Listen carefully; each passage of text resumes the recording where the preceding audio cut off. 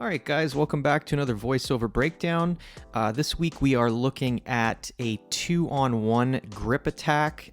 This is actually a really cool back take that I originally saw from Marcelo Garcia. He's been kind of using this technique for a long time, something that when I first saw it, I was a little skeptical, but I've incorporated it into my game, and I find it to be incredibly effective, gi and no gi, because this style of 2-on-1 gripping is pretty transferable. And what I really like about this is that you don't need to really generate a significant amount of elevation in order to pull it off. So we'll get into that in a little bit in a second, but we'll start with this first slide here. Okay, so establishing grips. Okay, so I always advocate for 2-on-1 gripping. This is sort of a philosophy I took from John Danaher. It's very easy in a slippery scenario in no-gi to pull out of grips, even under the best of circumstances. So anytime we're able to get two hands on one limb, I think our odds of getting better control increase dramatically, okay? So this is a grip that we're sort of covering the weaknesses of our grips here, meaning that if Eric were to sort of pull in one direction, I kind of have reinforcement so that it's not easy for him to just slip away, okay? So I get a nice strong cross grip there with my left hand, really closing my arm around his wrist. And then I'm going to also support behind his elbow. I sort of have like a C-clamp grip going on here. The key to this is to try to keep the arm bent, okay?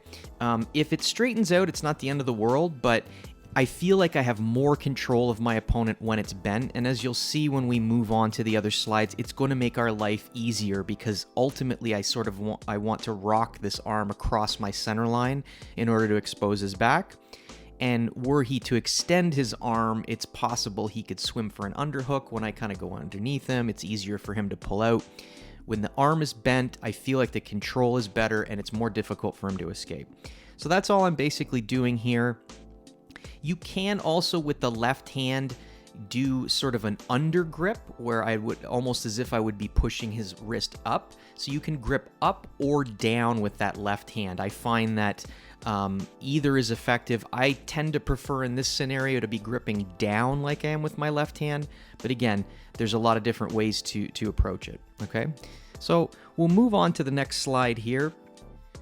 And the key here really with this setup is to not try to attempt this from a static position, meaning I need to have some momentum as I try to accomplish this, okay?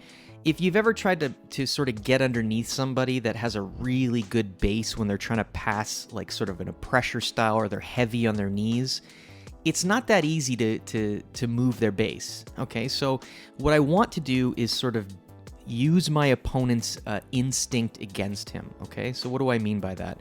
Well, what I like to try to do is really pull the arm first, and as my opponent starts to retract and pull his arm away, I'm going to use that momentum to pull myself underneath his base here, okay? So I'm going to slow this down, and you'll see, look, I pull, and it's just that subtle little pullback. That's really all I need, just that retraction of the arm from my opponent, because it does two things, okay?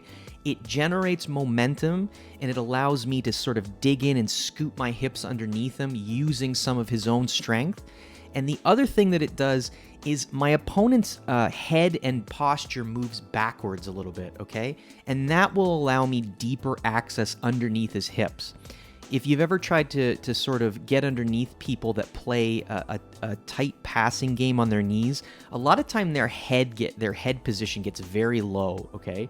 It'll get sometimes lower than your head, and it can be super difficult to really close the distance because they're using their head as a barrier, okay? So what I like is that as your opponent pulls back, his posture changes, okay? His head and his back start to move away, and it opens up a sort of a little runway for me to scoot underneath with my hips as you're seeing me do here.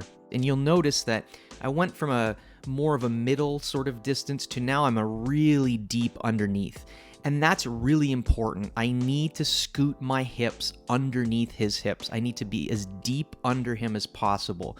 Because if I were to do this from sort of, let's say, somewhere in between where I started and where I finished, I'd be using too much of sort of my quads to try to, my quad muscles to try to extend him and elevate him. And I don't want that. I want my hooks to be closer to my body so that as I go to elevate him, I'm actually supporting his weight kind of on my shins as opposed to extending like I'm at the gym doing a leg extension. I feel like that's a pretty weak position. And so what I'm trying to do is get really deep underneath and get those hooks nice and deep so that when I do pull him on top of me, I've created a structure for his weight to sort of rest on. And that's going to really help us, especially against bigger, stronger opponents, okay? I'm just going to pause it here too, just to show you what I mean by building a bit of a structure for my opponent's hips and weight to rest on me, okay? What I'm doing here is building a bit of a frame. You'll notice my knees are over my hip, they're over my lower back on the ground, okay? So there's this nice vertical structure here that my opponent's weight is resting on, okay?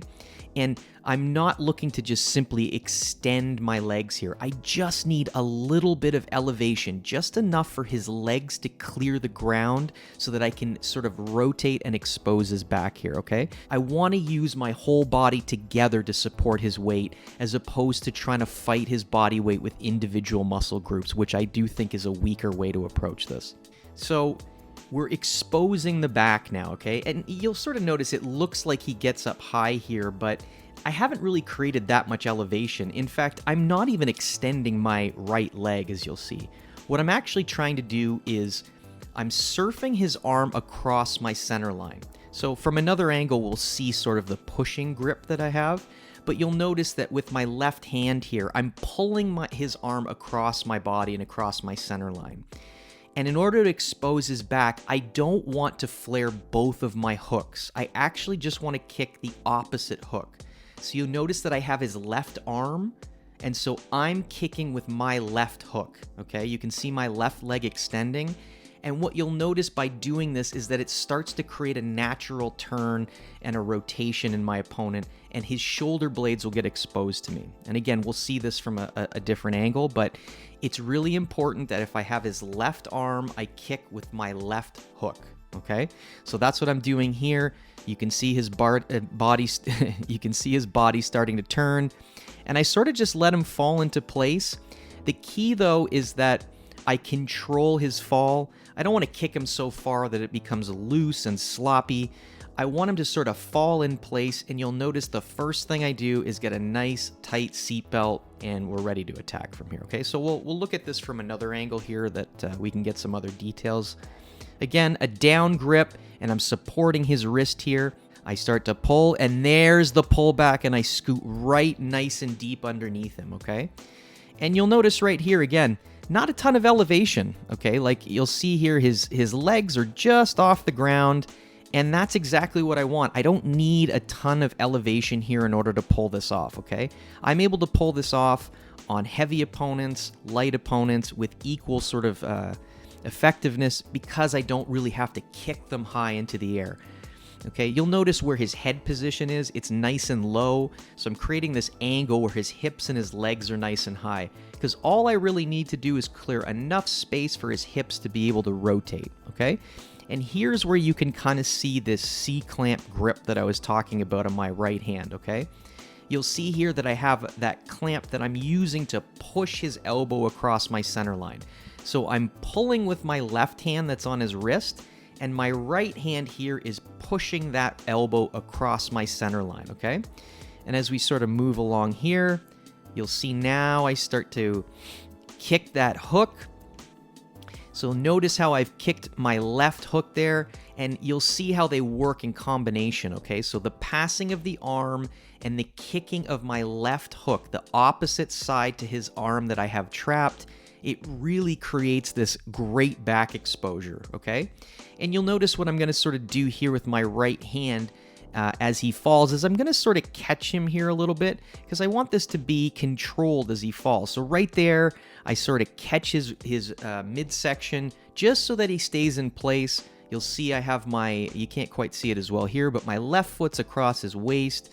My right foot is in place. Again, I like to play a bit of a different back control. There's a lot of different foot positions you can play with, but the key is you control the fall, you get a nice strong seat belt so that you solidify the position, and now you're ready to go and ready to attack. So that's a look at it, guys. A really dynamic way to attack the back. Again, it works equally well, in my opinion, gi and no gi. Give it a shot. Again, try it on light people to start so that you can get a feel for the technique. Move up in sort of size of your opponent as you become more comfortable. So I hope you enjoyed this video, guys. I hope you like these voiceover breakdowns. If you do, leave a comment below. Let me know what your thoughts are. And as always, like, comment, share, please subscribe. I hope you got something out of this, guys, and I'll see you in the next one.